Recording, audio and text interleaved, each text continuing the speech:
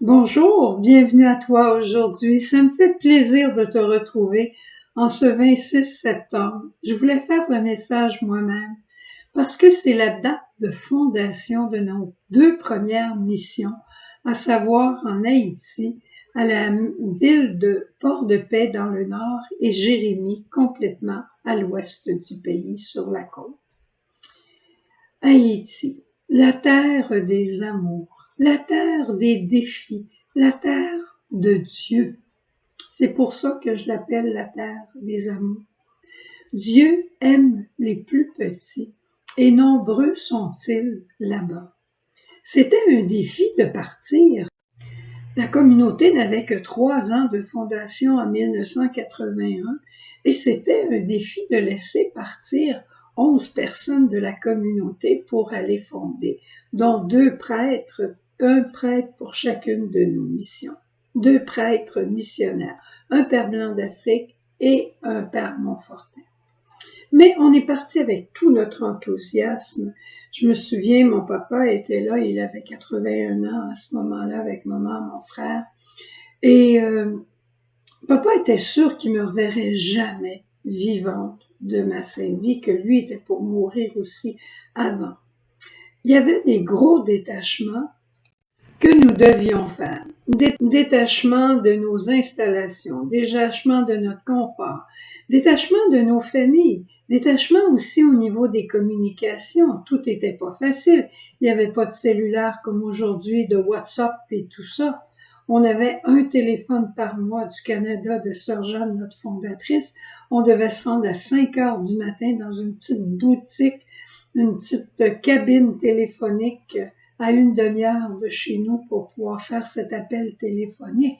C'était pas facile, mais on partait étant sûr que c'était la volonté de Dieu. Et comme dit la lecture aujourd'hui, vanité des vanités, tout n'est que vanité. On avait laissé beaucoup de choses derrière nous, mais peut-être pas complètement notre volonté propre. Moi, j'aime regarder Haïti aussi comme la terre où j'ai appris beaucoup de choses dans la vie spirituelle qui me restent encore aujourd'hui. Et c'est pour ça que je l'appelle la terre des amours. Je t'en partage 4 que j'ai appris, puis je vais essayer de faire rapidement parce que le temps nous fait la guerre, puis je veux pas que les messages soient trop longs. J'ai appris le partage. Je t'ai déjà raconté cette histoire de l'homme âgé à qui on venait de donner 4 bananes, qui était assis sous le manguier pour les manger. Un petit garçon est passé. Il l'a regardé comme en voulant dire « Est-ce que tu peux m'en donner ?» Le vieux lui a dit « Viens t'asseoir à côté de moi », sans un mot, juste en lui faisant signe. Le jeune est arrivé, il a bouffé 3 des bananes du monsieur. J'ai compris à ce moment-là qu'ils se connaissaient cœur à cœur. Le jeune savait qu'il pouvait compter sur le monsieur, et le monsieur, lui, il savait que le jeune, il avait peut-être plus faim encore que lui. Et quand ils sont partis, ils se sont même pas fait de grands signes ou de merci ou de rien de ça.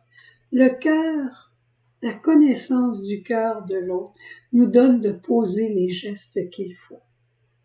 Une autre chose que j'ai apprise, c'est la qualité de l'accueil.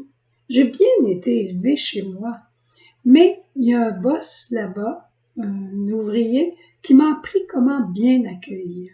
À tous les matins, il arrivait, je lui demandais comment il allait bien, puis après, je lui donnais les directives de travail pour la journée. Il faisait des travaux de réparation sur la maison. Et voilà qu'un jour, dans l'avant-midi, je le retrouve triste. Je lui demande qu'est-ce qu'il a. Il me dit, « Ce matin, tu m'as pas bien accueilli, chère sœur.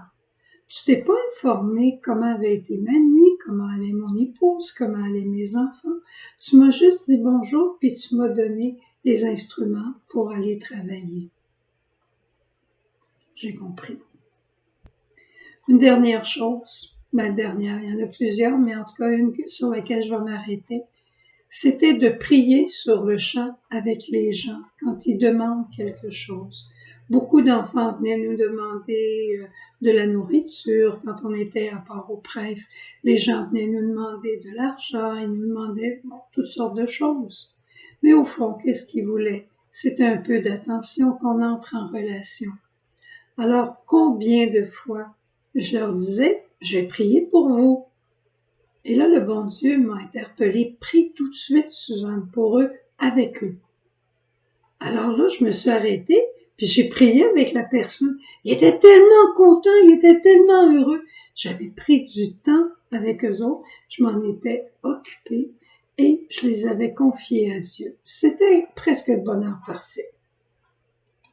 Voilà, j'ai tout appris ça sur la terre d'Haïti. Et en plus, j'ai appris à avoir une grande confiance en la Vierge Marie, celle qu'on appelle Notre-Dame du Perpétuel Secours. Je peux pas dire que c'était une icône que j'étais attirée vers cette icône-là au départ, mais j'ai été tellement séduite par la confiance qu'avaient nos frères et sœurs haïtiens envers cette Vierge Marie que j'y suis entrée moi-même. Et aujourd'hui, j'ai pas peur de prier Notre-Dame du Perpétuel Secours. Et les chants en créole à la Vierge Marie sont magnifiques. Je dois m'arrêter. Je te souhaite une belle journée. Je te souhaite aussi d'être à l'écoute de tes frères et tes sœurs qui sont autour de toi. Ils ont quelque chose à t'enseigner. Alors, on s'en va devant le Saint-Sacrement pour remercier le bon Dieu pour ces deux fondations en Haïti qui sont toujours là, qu'on appelle des cénacles d'adoration. Et le bon Dieu a été bon pour nous en nous donnant des belles vocations haïtiennes. Nos petites sœurs haïtiennes, ce sont des merveilles.